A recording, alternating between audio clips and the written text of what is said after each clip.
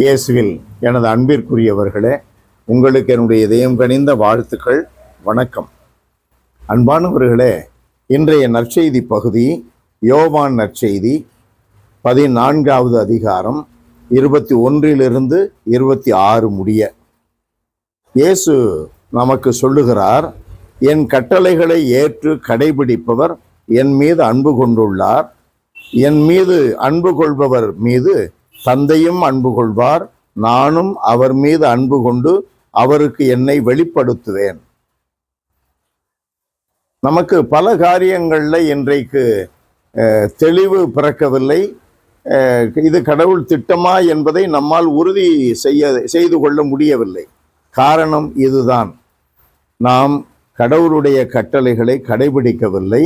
அதன் விளைவாக கடவுள் நமக்கு உண்மைகளை வெளிப்படுத்துவதில்லை.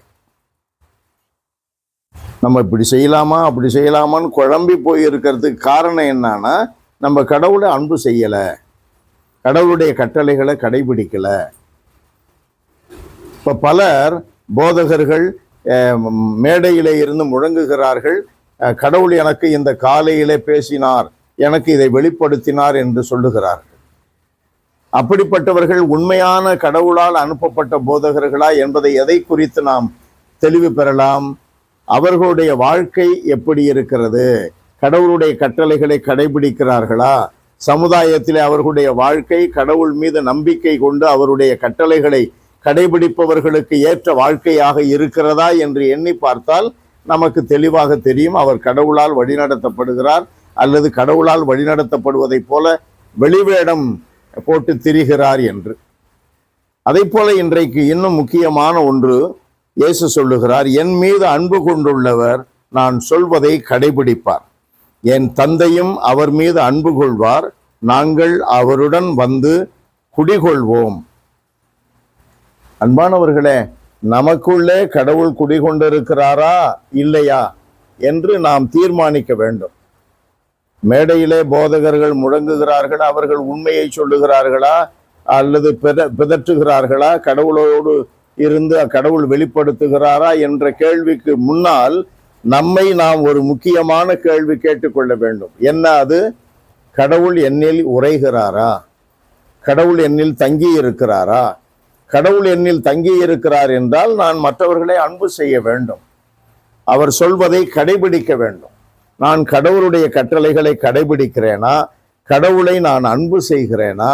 கடவுளை விட உலகை அன்பு செய்கிறேனா? கடவுளை விட செல்வத்தை அன்பு செய்கிறேனா? எனக்கு முதன்மையாக இருப்பது கடவுள் தானா? இந்த கேள்விகளுக்கெல்லாம் கடவுள்தான், கடவுளுடைய கட்டளை கடைபிடிக்கிறேன் என்று நம்மால் சொல்ல முடியுமா? அன்பு நிறைந்த எங்கள் இறைவா, உம்மை போற்றி புகழுகிறோம், தாழ்மையோடு ஆராதிக்கிறோம். ஆண்டவரே, எங்களுடைய அன்றாட வாழ்க்கையில் எங்களை ஒவ்வொரு நாளும் சோதித்து அறிந்து உம்முடைய கட்டளைகளை நாங்கள் கடைபிடிக்கிறோமா என்றும், நாங்கள் கட்டளைகளை கடைபிடிப்பதின் வழியாக உம்மை அன்பு செய்கிறோம் என்றும் நாங்கள் எங்களையே தெளிவாக தீர்மானித்து கொள்ள எங்களுக்கு துணை புரிவீராக. தூய ஆவியாரே அவர்களுக்கு கற்றுத்தருவார் என்று இன்றைய நற்செய்தியிலே சொல்லியிருக்கிறீரே. தகப்பனே, கெஞ்சி மன்றாடுகிறோம், உம்முடைய தூய ஆவியினாலேயே எங்களுக்கு உண்மைகளை கற்றுத்தருவீராக. இயேசுவின் நாமத்தில் ஜெபிக்கிறோம் பிதாவே. ஆமென், ஆமென்.